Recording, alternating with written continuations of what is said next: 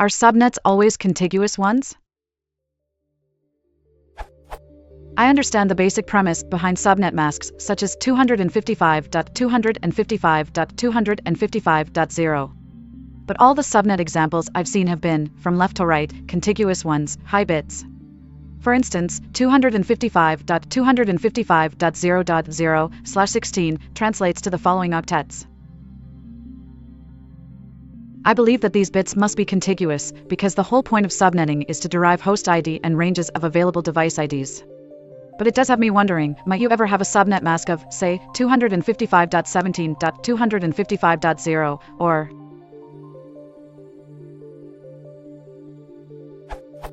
Would this ever happen? Or is it impossible for subnets to exist without contiguous ones? If so, why? Otherwise, if it is possible to do this, why would you? Some concrete examples.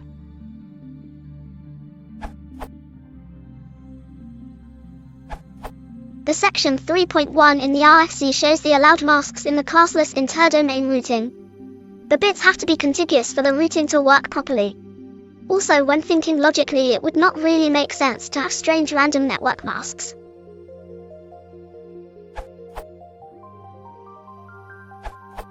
Yes, the easy way to think about it is that subnet masks are always ones at the start. If a subnet size indicator doesn't have ones at the start of the binary representation, then I would say that the subnet size indicator is not a proper subnet mask, using modern standards. RFC 1219 states that the earlier RFC 950 permits non-contiguous bits. In fact, RFC 950 page 15, section 3, clearly has an example which illustrating non-contiguous subnet bits. However, there is no way to convert such subnets into CIDR notation. CIDR-style notation is what IPv6 has used, at least since RFC 1884 page 7, first sentence of section 2.4. So non-contiguous bits were never widely supported for IPv6 networks. RFC 1219's method specifies that subnet bits, mask equals 1, are assigned from the most significant bit working towards the least. The RFC 4632 section 3.1, mentioned by Sammy's answer, points to an official standard discussing CIDR notation. RFC 1878 page 2 shows the standard subnet mask notation for all the IPv4 subnets except 4/0. However, I'm going to elaborate a bit on Sammy's answer, looking into the why with a concrete example, as the question did ask for. Some professional-grade Cisco equipment supports something called a wildcard mask, which inverts the bits. So a normal subnet could be represented by something called 0.000000000000000.111111111. With Cisco's wildcard masks, there was not a rule that all the zeros had to go first. So you could use 0.000000000 0.000000000.1111110. That would end up creating a group that contained all even-numbered IP addresses. This was actually important to know because Cisco's training covered it, and so the examination process for Cisco's professional certifications might ask about such a thing. However, I think it was mostly useless. Instead of dividing a network in half by using even-numbered addresses or odd-numbered addresses, you could just divide a network in half using low-numbered addresses and high-numbered addresses by making normal subnets that are half as big. Wildcard masks with non-contiguous bits were not terribly useful and could be more challenging to work with. The point of the subnet mask bit set to 1 is to say that bit helps to identify which subnet a device is in. There's no compelling reason to have those bits spread throughout the address, instead of just nicely grouping them at the start of the address. The result was that supporting these types of masks were an added complexity without much substantial benefit.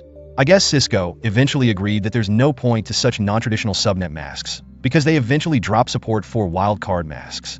The older PIX firewalls support wildcard masks, but the newer AC units use standard subnet masks instead.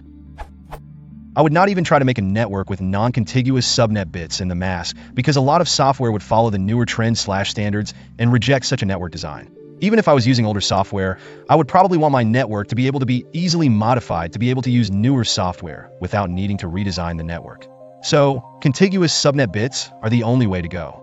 If you're asked the question on a test, I would feel confident in saying that all the ones need to be at the start of the address.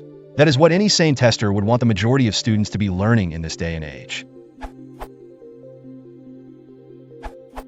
I agree with the answer of Sammy Kumanen. The section 3.1 in the RFC shows the allowed masks in the classless interdomain routing.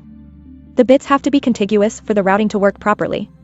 Also, when thinking logically, it would not really make sense to have strange random network masks. However, even if it is not desired or allowed, it is still possible to define a subnet mask of non-consecutive ones.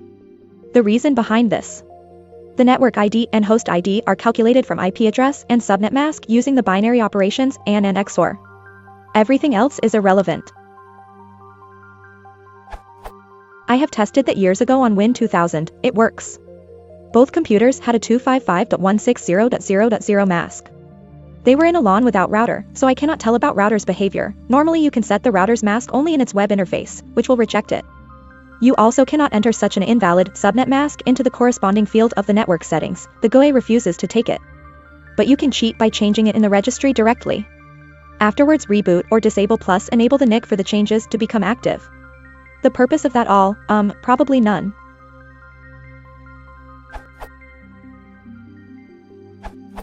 RFC 950 says in Chapter 2.2.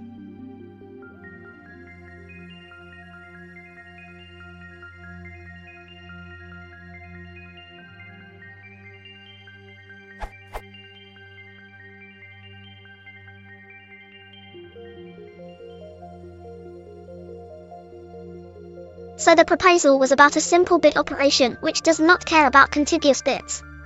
In 1985, CPU and memory were much more limited, so any more complex operations would simply not fit into the time. It becomes even more explicit in Chapter 3. And that on network and 3-bit subnet field is in use, 01011000, that is, the address mask is 255.255.255.88. However, those RFCs seem to be outdated. On Windows 7 SP1 for example, it is not possible to set such a subnet mask. Even on Windows XP SP2, this was not possible anymore. The Windows 98 clone reactors, however, allows setting the strange net mask.